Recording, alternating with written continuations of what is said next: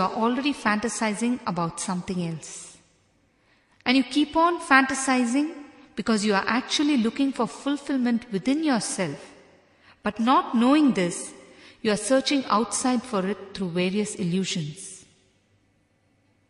One lady was advising her daughter on the subject of marriage. Listen, dear, when you love someone, it should be for life. Only then it is real love. The daughter was listening to what she was saying. The lady continued, "Take my words of advice. I know what I am talking about, my dear. After all, I have been married thrice." The problem is, everyone is ready to give advice, but there is no one to take it. Everyone is ready to lecture on love, imagination, fantasy, and whatnot. But when it comes to their own life, what happens to everything? It simply remains yet another fantasy, yet another imagination, that's all. Anyhow, at least at this point, if we accept reality, there is no problem. But do we keep quiet? No.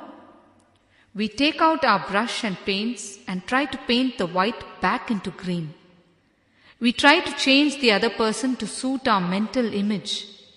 This is the most damaging thing in any relationship. We try to sculpt each other in the way we have imagined them to be.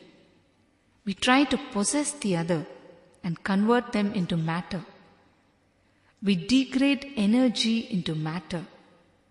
Here starts the problem, the unending war of life. A small story. Ram Gopal was a painter by profession. He was telling his friend, "You know, one day one girl walked in with a chip that was a kind of blue and black color and wanted me to paint a model house with the same color. I thought I would give up my profession in trying to match it. Nothing seemed to satisfy her." The friend asked, "Did you finally match it?" Gopal said, "I was lucky. She got a call on her mobile phone and I quickly painted the chip while she was talking." All through the day, in every home, just listen carefully to the husband and wife talking to each other, and you can hear the chiseling going on.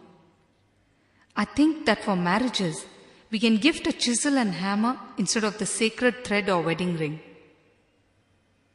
One man and his friend were having a cup of tea together one evening. The man told his friend, "I am planning to divorce my wife. She has not spoken one word to me in the past 6 months. The friend said, "Think carefully before taking any such decision. You won't get another wife like that." In life, we are constantly trying to match the images inside us with reality outside. We will never find a perfect match. We need to drop these images inside us and we will find endless possibilities. If you are unmarried, drop your fantasies so that you can choose your life partner and not a dream partner. When you select a person, just remind yourself that you are going to be spending your entire life with him, not just a few months. Don't think of it as just a fling. It is a lifelong matter. As of now, any black jeans or blue t-shirt will fall within your fantasy world and you will be attracted to it. But understand that the black or blue will fade away in just 6 months' time. If you are already married, drop your fantasies. Only then can you start a real relationship with anybody. If you enter itself with a chisel and hammer, a real relationship cannot happen. You see, what happens in chiseling is, you start chiseling and when you think that you've finished chiseling, your imagination has changed. It has become something different and so you have to do more chiseling to match the slightly changed imagination. This becomes a never-ending cycle. A relationship can never happen as long as you have fantasies. Even if you stay for 24 hours in a house, you don't look into the other's eyes because you live with fantasy and not reality. You don't actually live with the real person. You see all that the other person does through your imagination and conclude that your life is a punishment to you from God. If you are unmarried, drop your fantasies and your blood will cool down. You will not be under hormonal torture. If you are a widower, drop your imagination and you will not suffer the pain of loneliness. Try your best not to allow children to watch the duets on television. If they simply enjoy the music and dance along with it, it's all right. But what they do is, they internalize all that they see, the duets, the emotions and whatnot. And this is where the problem starts. Everything will get stored in the Mooladhara Chakra, the sex chakra. The sheer load of expectation leads to disturbances in the Mooladhara Chakra. This is the way this chakra is locked. When you try to fulfill your fantasy through another person or by watching the television, when you try to impose or project your expectation and imagination on another person, this chakra is locked. It has nothing to do with the outer conditions of life. It has nothing to do with so-called celibacy. It is to do with your own inner fragmented self. What is celibacy? Celibacy is nothing but not craving for the suppressed half that is inside you. That's all. If you are a male, you need to experience such fulfillment unto yourself that you no longer miss the suppressed half of female inside you. And if you are female, you are so enough unto yourself that you don't need to look outside to experience this fulfillment. Once you have achieved this state, you can live with or without the female in the outside world. If this is not achieved, even if you get married, you will continue to be under the torture of your hormones.